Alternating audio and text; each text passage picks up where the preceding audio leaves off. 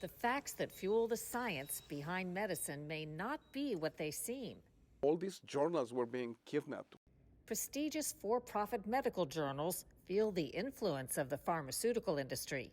There is no question that these journals have been taken hostage by Big Pharma. There is no question about it. This week, an upstart medical journal bucking the system, claiming to be free of pharma influence. Fighting crime is starting to show signs of success in some American cities, but that success isn't always matched by a sense of security. Do you feel safe? I don't walk home alone at night, and in the middle of the night, but I'm not walking around alone in the suburbs, right? It gets really creepy. We're on the streets of Chicago, where policing and politics raise questions about crime and credibility. The war of the drones is escalating, and so are the technologies to jam targeting systems. Problem is, those same GPS systems are deeply integrated into our everyday lives. The idea behind quantum navigation is to provide good information about where you are when maybe GPS is not available to you. A look at the new tech to protect warriors, and maybe even you.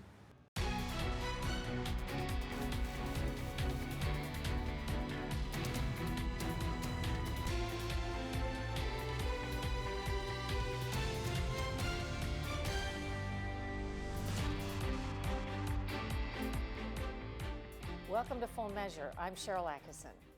It's been an open secret for decades. Some of the most prestigious medical journals in the world are the source of biased or even incorrect medical information at the highest levels. Information that's distributed to our doctors and medical institutions, where it's then used to mistreat and sometimes harm us. Now, a bold new medical journal has launched with a mission to publish unbiased scientific research free from the pharmaceutical industry influence. For decades, the world's most prestigious medical journals have been trusted as the gold standard for scientific research. But many doctors who rely on them don't know a shocking truth. Much of the information is slanted or untrue. There is no question that these journals have been taken hostage by Big Pharma. There is no question about it. Dr. Joseph Varon is a critical care specialist and president of the Independent Medical Alliance. The group started in 2020 as the Frontline COVID-19 Critical Care Alliance, FLCCC, medical professionals who developed treatment protocols for COVID that often contradicted mainstream narratives. We recognize that, all these journals were being kidnapped. We were even sending our papers of good data, and they were getting rejected because we did not have a big pharmaceutical backup behind us. So very early, even before we became the Independent Medical Alliance, I had the idea that we needed a journal, an independent journal that would allow independent practitioners, independent key opinion leaders to write papers that were clean, were bias-free. Dr. Varon has now started a new publication, the Journal of Independent Medicine, aiming to tease the bias out of medical publishing. Insiders like Dr. Marcia Angel have long sounded alarms about deep conflicts of interest in the journals. She was editor-in-chief of the New England Journal of Medicine and spoke with me in 2017 about what she learned working at the journal starting in the 1970s. Starting about then was when you saw the drug companies assert more and more control. Until finally, over the next couple of decades, they began to treat the researchers as hired hands. They would design the research themselves. You can do a lot of mischief in how you design a trial. Or we'll test this drug and we'll tell you whether it can be published or not. And so if it's a positive study, it's published. If it's a negative study, you never see the light of day. And so I became to be extremely distrustful of most of the research that was published. We did our very best. We often rejected things because it was clearly biased. But anything we rejected always ended up in another journal. Dr. Richard Horton, editor-in-chief of The Lancet, has also cited flagrant conflicts of interest. In 2015, he wrote, "Much of the scientific literature, perhaps half, may simply be untrue. Science has taken a turn towards darkness." These journals, they want the revenue. Let's just be honest. They want the number of advertisements that they can add to their journal. And unfortunately, good science is being lost, or at least it's not being distributed in a way that people can look at it. It's not just advertising. Journals also rake it in when drug companies buy reprints of favorable studies to promote their products, often paying hundreds of thousands to millions per article. Drug makers pay journals to publish sponsored supplements, which critics say disguise industry-backed content as science. And pharma pays collective billions each year for journals to offer selected articles free to anyone, open access, without a subscription so that more people can see them. It's estimated that just 6 major publishers collected $2.5 billion related to open access fees in 2023. I mean, when you have journals that get more than 50% of their income from big pharma, you know that they're going to publish things that it's favorable to this particular company. So you lose credibility. Just to give an example, there is a study that was published a few years back in New England Journal of Medicine related to vaccines. And when you look at the authors, over 90% of the authors work for the company that made the vaccine. You see, if I was the editor-in-chief of that journal, I would say, no, this paper doesn't come in because that's a huge conflict of interest. But obviously, if you're getting money, if you're getting revenue from, you're not going to say, I'm not going to accept you, because if not, you're going to shut down. Here are just a few prominent examples of problematic published studies.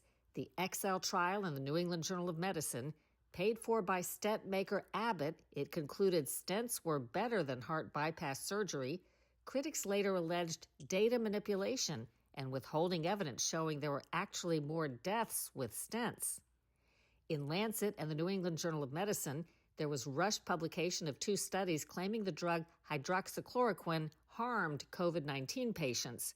Both studies were later retracted amid fraud concerns, but only after they'd steered people away from treatment that might have saved lives. The chief medical officer at New York Cancer Center Memorial Sloan Kettering, Dr. Jose Baselga, authored dozens of articles promoting cancer treatments in leading journals like the New England Journal of Medicine and Lancet, but he failed to disclose he'd received nearly $3.5 million in payments from drug companies whose products were favorably mentioned.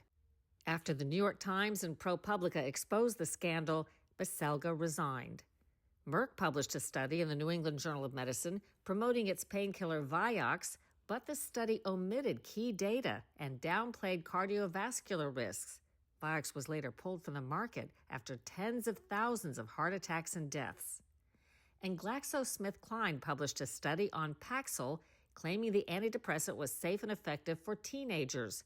That wasn't true, and now the medicine carries strong warnings about risk of suicide in young people. I've come here today to announce my candidacy for the Democratic nomination for President of the United States. Before Robert F. Kennedy Jr. became President Trump's head of Health and Human Services, he was running for president. Then he highlighted what he considers corruption in the journal industry. I will call the medical journals into the Attorney General's office, and I will tell them that we're going to prosecute you for, because the journals are now, lying to the public, and you lying constantly. They become vessels for mercantile propaganda from the pharmaceutical industry.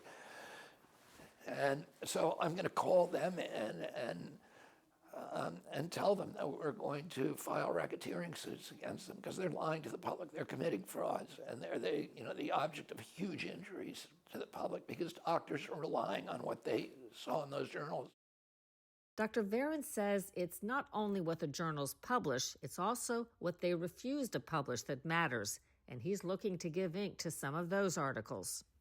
Do you have an example of a study or two that you've published that you think might not have seen the light of day otherwise, that has important data there? Well, we recently had a couple of papers, especially as it pertains to the use of alternative treatments for the treatment of cancer, that I can tell you that particular paper done by Dr. Paul Marik and Dr.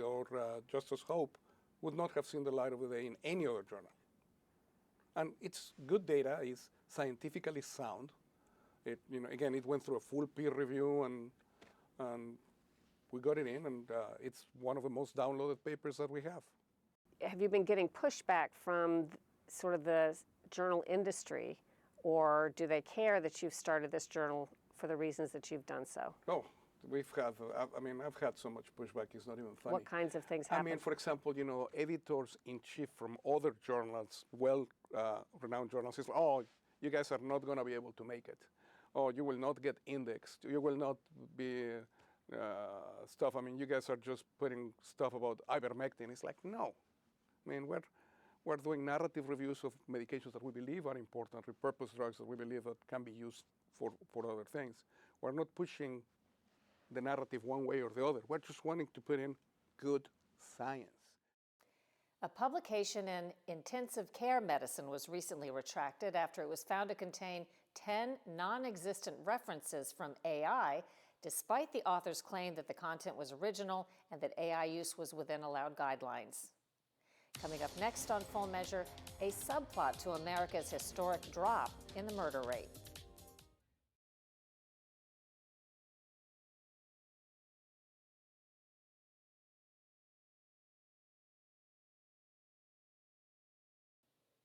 It's an incredible turnabout. The U.S. homicide rate for 2025 is projected to be the lowest since 1900, around 4 per 100,000 people, the largest single-year decline on record. Chicago is one of the big cities driving the reduction in homicides and other violent crime. That's after President Trump ran, in part, on a promise to crack down on criminals and the chaos they create. But Scott Thuman reports not all agree on just who should take a bow. Last November, on a local Chicago train, a 26-year-old woman is attacked by a man who doused her with gasoline and set her on fire. Bethany McGee survived, but suffered life-threatening burns. Her alleged attacker, 50-year-old Lawrence Reed, now facing federal terrorism charges. The unprovoked assault shocking the nation and getting the attention of President Trump. Now, they burned this beautiful woman riding in a train. Just weeks later, as crowds left a downtown Chicago Christmas tree lighting ceremony, a 14-year-old boy was killed and 8 other teenagers were wounded in 2 separate Friday night shootings. But that headline-grabbing violence comes against a backdrop of a sharp reduction in crime reported in the city in 2025. Homicides down 29% from the previous year, carjackings down 50%. Overall, violent crime down 21%. On the streets of Chicago, we found a mix of views, but still concerns over crime. I mean, I personally feel safe. I think, I don't walk home alone at night and, in the middle of the night, but I think that's common for, any area, right? I grew up in the suburbs. I'm not walking around alone in the suburbs, right? It gets really creepy. You got your good areas like anywhere else, you got your bad areas. But the west side, it's getting a little bit better, We had these issues before. Community activist, Trump supporter, and candidate for the Republican nomination in her deep blue Chicago congressional district, P. Ray Easley supported the Trump law enforcement surge in her hometown. People will think twice about attacking people on the trains, like the woman got set on fire. If a National Guard was on that train, he wouldn't have poured gasoline on her and set her on fire. We deserve the safety and security that the Chicago Police Department obviously needs help providing. Tom Weitzel spent 37 years in Illinois law enforcement, including 13 as a chief of police in Riverside, a community just west of Chicago. He survived being shot in the line of duty and is frustrated that Chicago's police department is understaffed by hundreds of officers and strained by political decisions. They're not using the latest technology tools. They're not using AI, for example, in the way it should be used. Street camera programs, license plate programs, because Illinois keeps passing this legislation to prevent police officers from using it in the way it was intended. They passed a law to disband and dismantle the gang database for Chicago. So Chicago can't use a gang database anymore. Why aren't they being used anymore? Quite simply, the state thought it was racist. But his strongest criticism is for the state's Safety Act, passed in 2021. While its aim to create a fairer justice system might be noble, Weitzel says it turned out to be soft on crime. It really gives criminals or offenders the ability to walk out the door after being arrested for serious crimes. That creates individuals that want to resist the police, want to flee from them, want to fight the police. And then when you get them in custody, they say, yeah, I'll be out in a few minutes. And it may not be a few minutes, but they're out in a few hours. There's one more twist to consider in Chicago's crime story. Two competing factions are claiming credit for the reported crime reduction.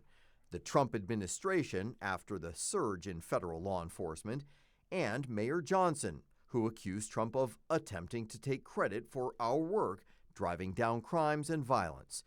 But there's reason to ask whether the stats reported in Chicago and other cities are real.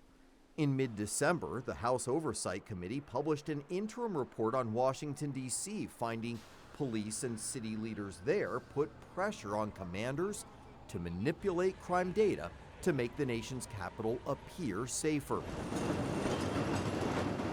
After the unprovoked transit attack in Chicago on the woman who was badly burned, it emerged that Reed, the man now in custody, was previously arrested more than 70 times. And that has kind of changed the narrative. People that were supporting the Safety Act and everything that it brought with it are starting to say, well, maybe we need to look at some changes. You think that's perhaps a wake-up call? It is. So we don't know how that's going to end, but we do know that what happened to her has changed the public narrative in the Chicago area. And may just change how crime is handled in America's third largest city. For Full Measure, I'm Scott Thuman in Chicago. Coming up on Full Measure, upgrading GPS to a better way.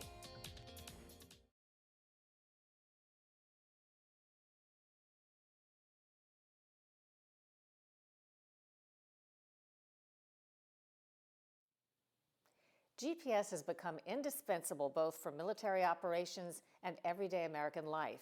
But our reliance on it makes us vulnerable to adversaries that have devised ways to jam or intercept the satellite signals GPS relies on.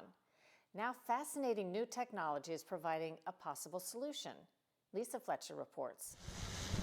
Armed drones have become one of Ukraine's most powerful tools against Russia, allowing strikes far beyond the front lines. That reach has reshaped Ukraine's three-year war with Russia. Last June, a massive drone attack struck deep into Russian territory, targeting 5 air bases and destroying billions of dollars in Russian aircraft. But lately, some of those Ukrainian weapons have been missing their Russian targets because modern warfare depends on something most of us rely on every day: GPS.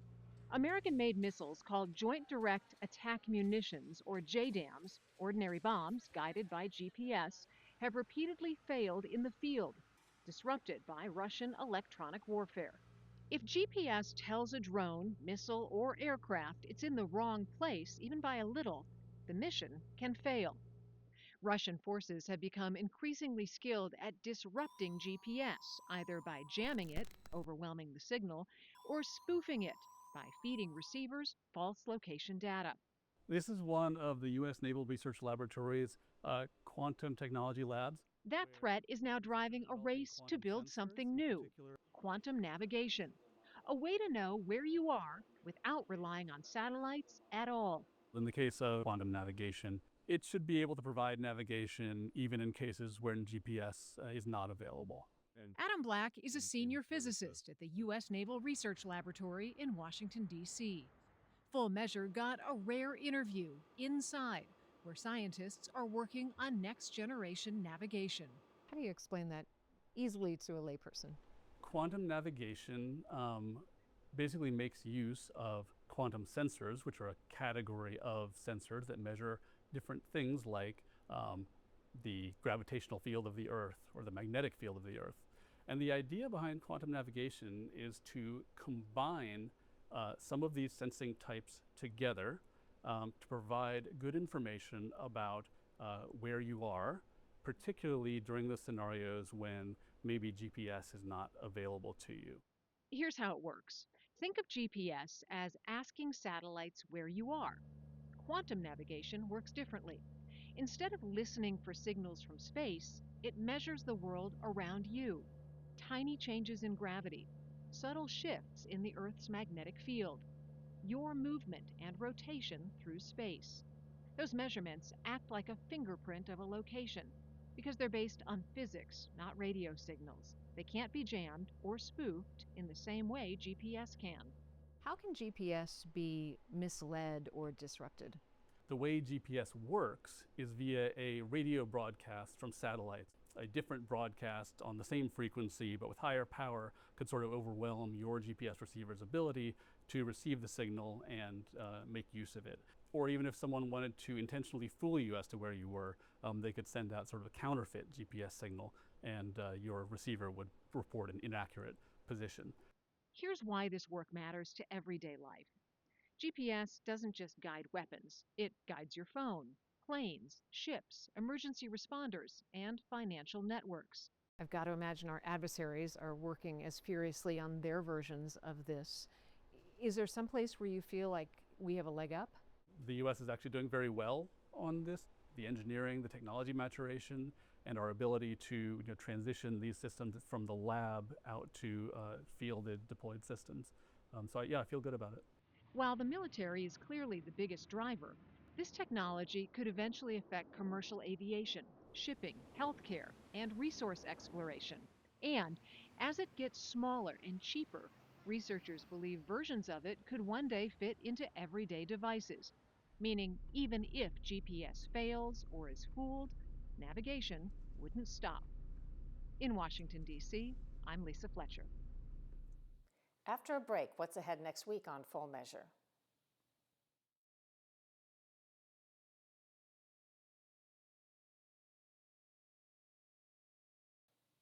Coming up next week on Full Measure, we're on the ground in Minneapolis on the first full week since the announced withdrawal of hundreds of federal agents and new cooperation between ICE and local jails. The changes were brought about because we were getting the cooperation that we were seeking, which was to go out into the field and go after targets that we had already missed. We investigate the true effect of the arrests based on the stats, not hype, next week on Full Measure. Until then, we'll be searching for more stories that hold powers accountable. Thanks for watching. I'm Sharyl Attkisson.